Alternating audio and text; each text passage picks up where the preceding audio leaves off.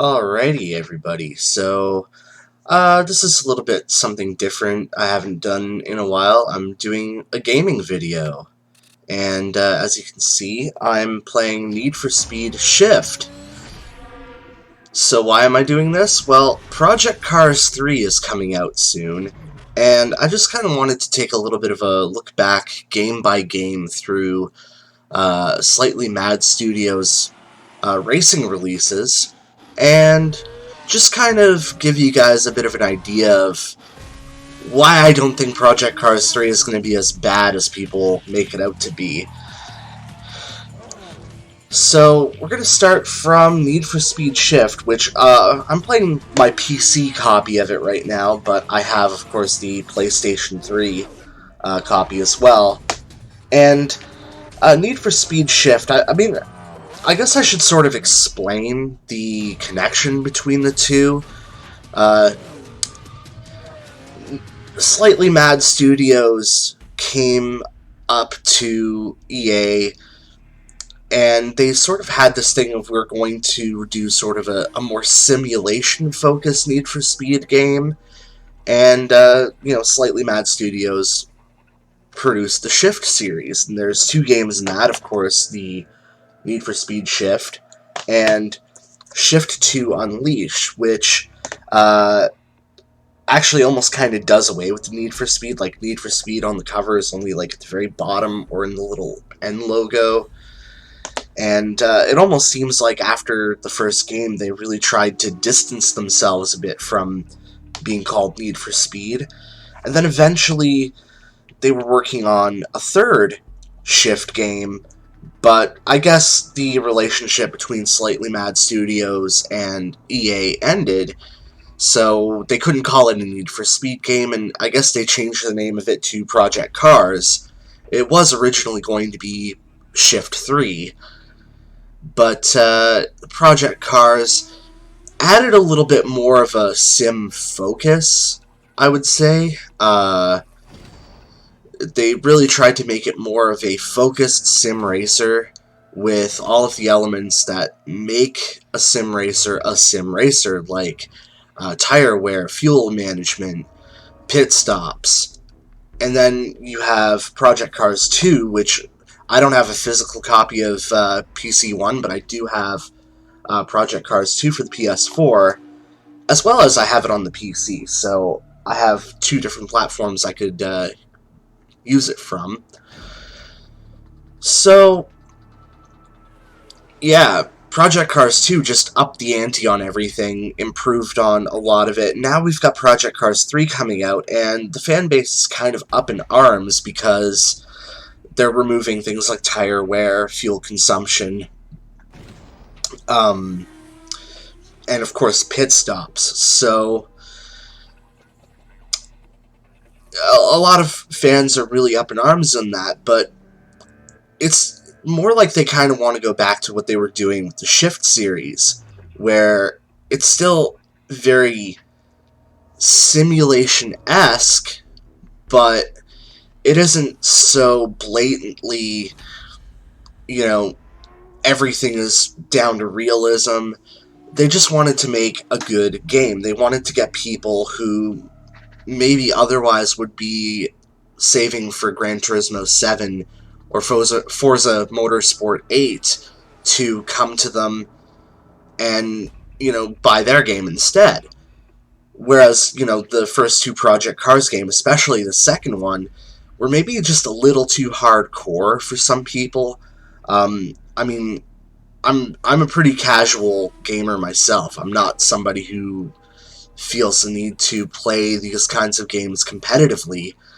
So for me, Project Cars 3 almost seems kind of like a perfect shift back to the Shift days.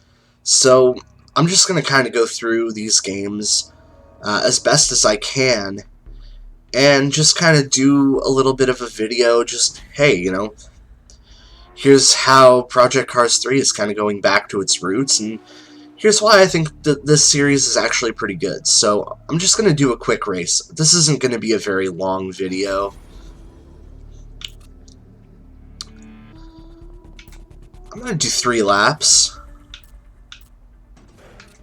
opponents. I could definitely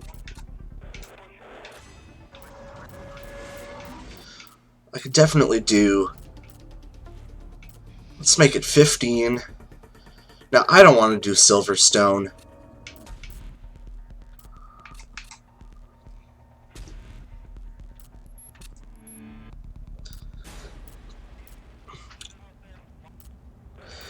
So, you can see there's some real tracks like Autopolis, Brands Hatch, and then a couple of fictional tracks like this Dakota Club, whatever it is, I'm not really sure, Dakota Tri-Oval, Donington, Ibusu Circuit, a couple more fictional tracks, a little figure 8 track for drifting, Laguna Seca, can never go wrong with Laguna Seca.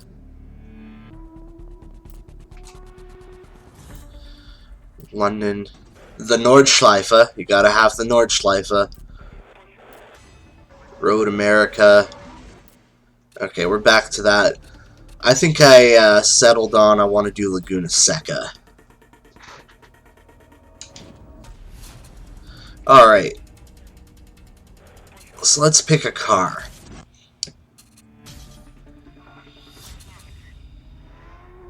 This is supposed to be my car, as it says, but I don't recall getting any of these. Loaner cars, there we go.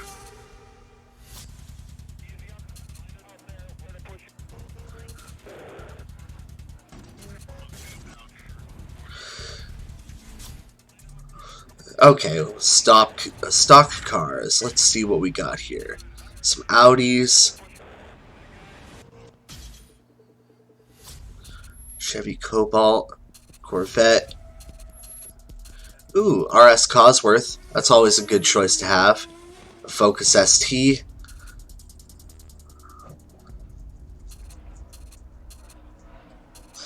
I'm not looking to put myself in a very fast car for this race.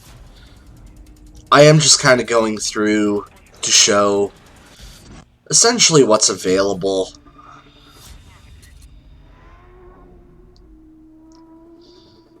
Seat, I don't know how you pronounce that.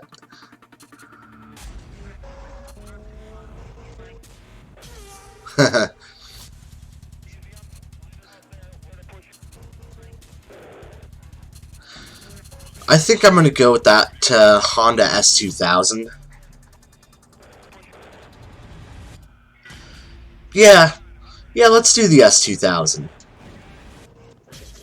So, alright, Laguna Seca. And you'll see that shift is kind of, maybe a little bit more focused on the motorsport aspect, a little bit more maybe on the simulation aspect, although you'll see that there's some like counters in the top.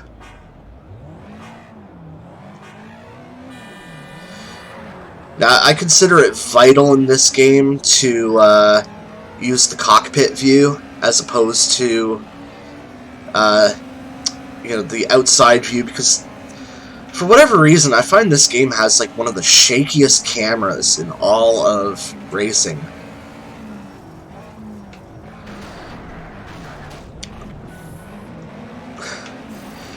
Now, as you can see, I earned a badge, and I've got like this XP meter up on the top, and you'll see right now I'm following the racing lines, so I get points for that.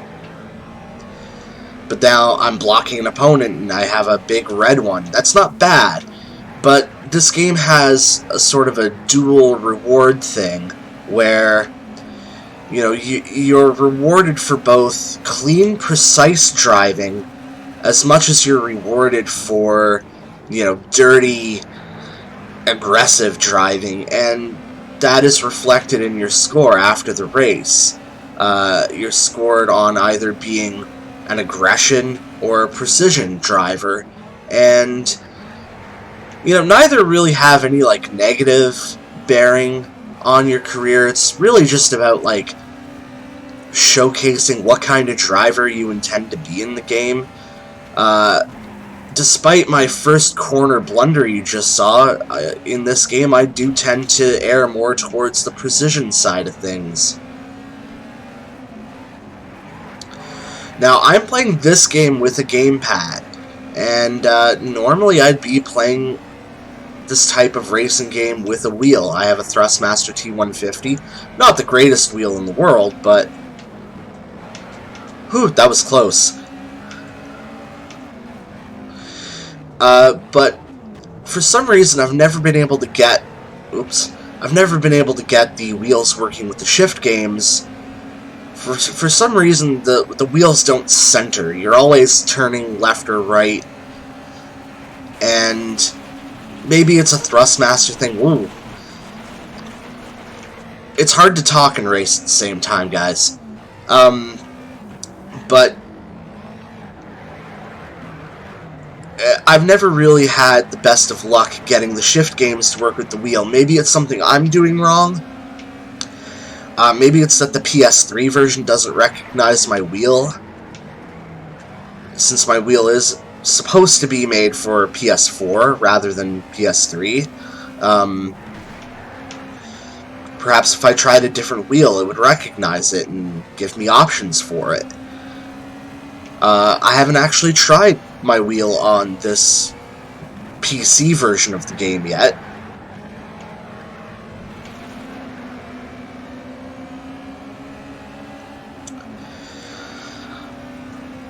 But once we get into the Project Cars games, yes, a racing wheel is almost a must. I mean, especially Project Cars 2. I mean, I've heard a lot of people say it's practically unplayable with a gamepad. Now, I've been able to play it with a gamepad myself. I've never had any real issue with that. But you know, there are a lot of people who... Oof. That was dirty. Yeah, there are a lot of people who say you can't play it with a gamepad. But for this one, the Shift series is definitely gamepad friendly.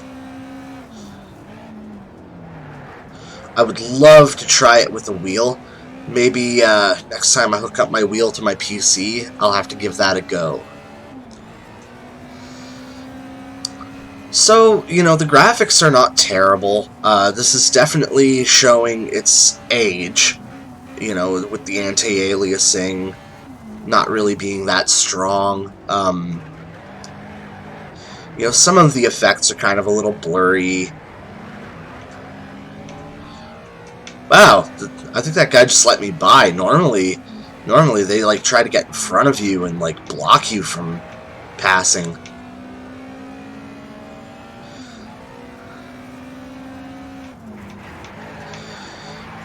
Now, I don't know if I got to a track where I can really show off one of the things I do like about this game, but this is something I kind of wish they'd bring back. Oh yeah, you can kind of... Oh, I had to sacrifice first place for that. But when you hit a certain speed, what ends up happening is, like, your view of, like, the dashboard and the cockpit gets all blurry, and you kind of get, like, this tunnel vision, almost. Oh, I'm still in first. Ha! But yeah, you kind of get this, like... Oh, I was on the gravel there. But you get this, like, sort of tunnel vision effect where, you know, now you're so focused on the track ahead of you, you're not really looking at the dashboard anymore, and the game kind of... I mean, it guesses that. It's not like it's... That was a really dirty line, too. Oh, I've got this guy on my... Oh, he hit me. I got this guy on my ass, though. But, yeah, I mean... This one thing I love about this game is the way the cockpit view is handled. I mean, when you crash hard, your vision goes all blurry, everything just kind of goes to grayscale. It perfectly sort of simulates, like, just the drama of driving. Not bad. I mean, I certainly didn't drive that very cleanly, but I still came in first. So now you'll see what I was talking about with the whole aggression versus precision thing. And somehow I still came out harder on the precision side, despite... Now, normally I'm still in the 3 digits for aggression. So the fact that I'm talking while driving probably contributed a bit to that aggression. But it all contributes to your profile points. There's no, like... The aggression part doesn't change anything about your driver points. It doesn't decrease anything. You don't lose anything for driving aggressively. If anything, there are points where the game outright encourages you to drive aggressively. So, there you go. And you do get badges. I mean, it is a Need for Speed game. All in all, this game does have that very EA Need for Speed customization vibe, although definitely nowhere near as, nowhere near as... Once you win some races, though, we can upgrade the space to hold more cars. It's nowhere near as deep as something like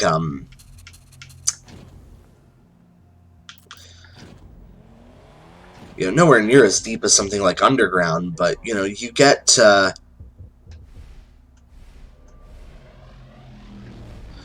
yeah, I mean, you get to choose like paint colors, and you can choose like individual colors for each part, that kind of thing. There's rims. You can change the rims on your cars.